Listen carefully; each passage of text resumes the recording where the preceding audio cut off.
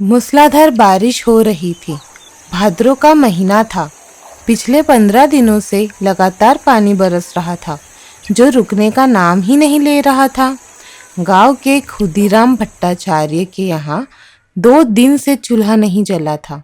खुदीराम मामूली आय वाला गृहस्थ था। खेतों में होने वाली थोड़ी सी आय और 2-4 यजमानों तथा शिष्यों के यहाँ से जो कुछ दान दक्षिणा मिल जाती थी, उससे उसकी गृहस्थी की गाड़ी किसी तरह खींच जाती।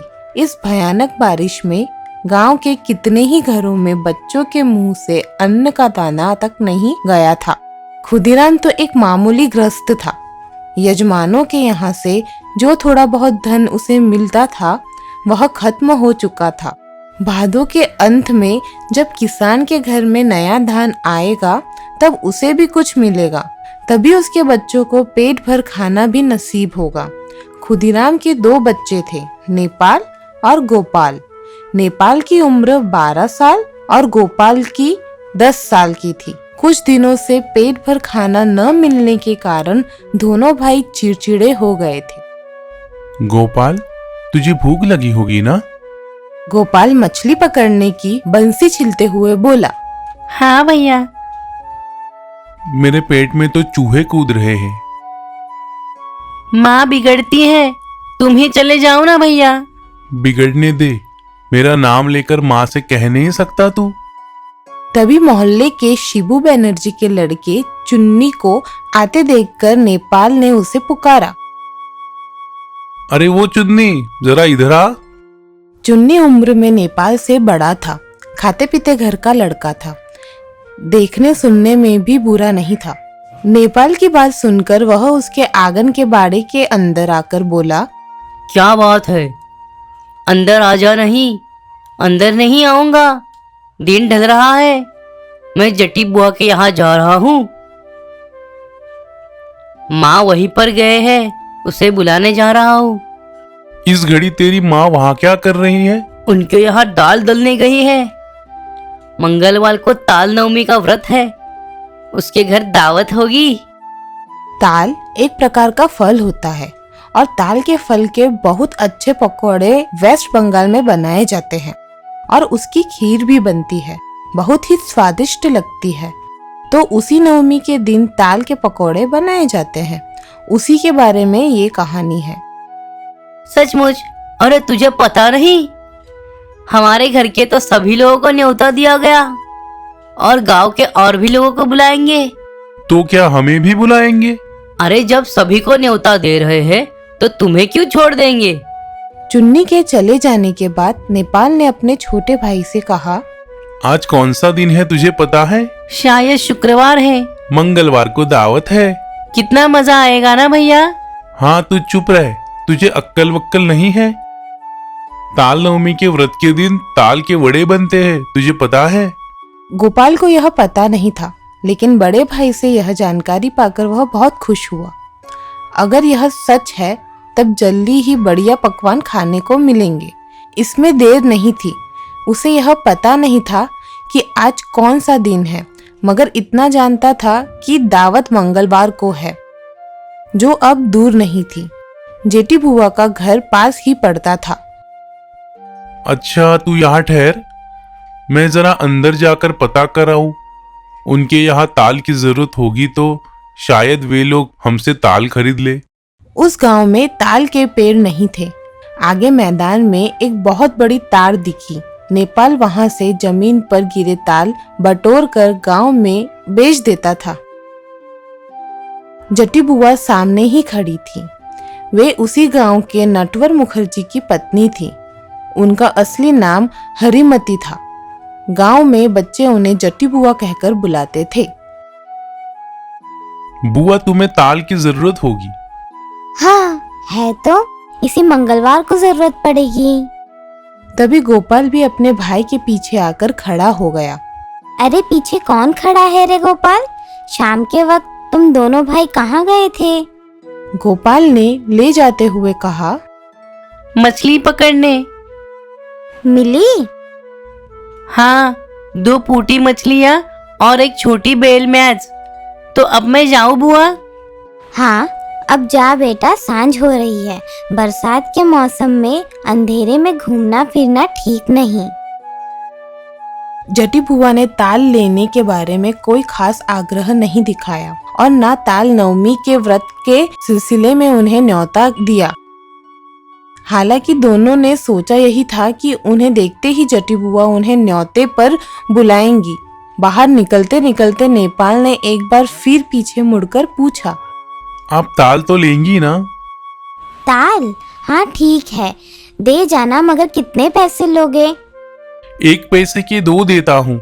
जब आप ले रही है तो 1 पैसे के 3 ले लीजिए। बढ़िया काले पके ताल होने चाहिए। ताल नवमी के दिन हमारे यहाँ ताल के पीठे बनेंगे। मुझे खूब बढ़िया ताल चाहिए। बिल्कुल पके ताल तोड़ कर लाऊंगा, आप निश्चिंत रहे। गोपाल ने घर से निकलते ही अपने भाई से पूछा, भैया इनके यहाँ कब दोगे ताल? कल। भैया तुम उनसे पैसे मत लेना। क्यों? ऐसा करोगे तभी तो वो हमें न्योता देगी, देख लेना। दत्त, मैं ऐसा नहीं कर सकता। मैं इतनी तकलीफ करके ताल लाऊं और बिना पैसे लिए दे दूं? रात में पानी फिर बरसने लगा, साथ में तेज बरसाती हवा भी बहने लगी। पूरब की ओर खिड़की के पल्ले सुतरी से बंधे हुए थे। हवा के धक्के से सुतरी के टूट जाने से रात भर इस आंधी पानी में पल्ले खटखट की आवाज करते रहे। गोपाल को नींद नहीं है, उसे डर लग रहा था। वह लेटा लेटा सोच रहा था, अगर भैया उसके ताल के पैसे ले लेता तो शायद उन्हें दावत पर ना बुलाए, और फिर क्यों बुलाएंगे पैसे लेने से। इसीलिए खूब तड़के उठकर गोपाल ने देखा घर के सभी लोग सो रहे थे। अभी तक कोई जगह नहीं था। रात भर होने वाली बारिश थम चुकी थी, बस बूंदाबूंदी हो रही थी। गोपाल दौड़ता हुआ गांव के बाहर की तालदीगी के पास चला गया। वहां चारों तरफ घुटनों भर पानी और कीचड़ पड़ा था। गांव के उत्तरी पाड़ा का गणेश कौर कंधे पर हल उठाए हुए इतनी सुबह अपने खेत में जा रहा था। अरे ओ चेटे, इतनी दूर कहाँ चल दिए? तालाब के किनारे ताल बटोरने जा रहा हूँ। अरे वह सांप बहुत है, बरसात में अकेले उस तरफ मत जाना। गोपाल डरते डरते धीरे से ताल पोखरे के ताड़बन में घुसकर ताल ढूंढने लगा। एक बड़ा और खूब काला ताड़ उसे पानी के करीब पड़ा नजर आया। उसने उठाकर वापस लौटते वक्त और भी 3 छोटे छोटे ताल उससे पड़े हुए नजर आए। छोटे होने के कारण इतने सारे ताड़ एक साथ उठाकर लाना उसके वश में नहीं था। इसीलिए सिर्फ 2 ही ताल लेकर वह जटी बुआ के यहाँ पहुंच गया। जटी बुआ ठीक उसी समय घर के सामने वाले दरवाजा खोलकर पानी छिड़क रही थी।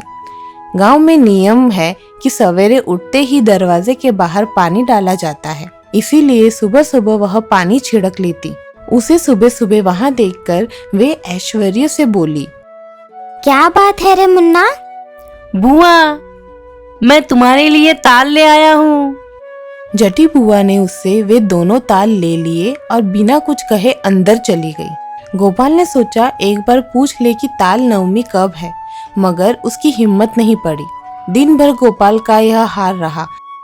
खेलते खेलते भी उसका मन कहीं और चला जाता था। मूसलाधार बरसात की दोपहर में उसने सिर उठाकर देखा। नारियल के पेड़ की फुनगी से पत्तों पर टपकती हुई पानी की बूंदें नीचे झड़ रही थी।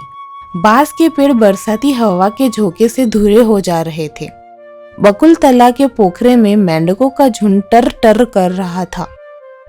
माँ, आजकल मेंढक पहले जैसे क्यों नहीं टरटराते?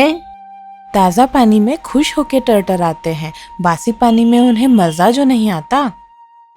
अच्छा, आज कौन सा दिन है? सोमवार। मगर तुझे क्या, इसे जानने की तुझे क्या जरूरत पड़ी? मंगलवार को ताल नवमी है ना माँ? शायद ठीक नहीं बता सकती। खुद के यहाँ हाड़ी में बात नहीं जुड़ता। ताल नवमी के बारे में जानकर मैं क्या करूंगी? पूरा दिन बीत गया।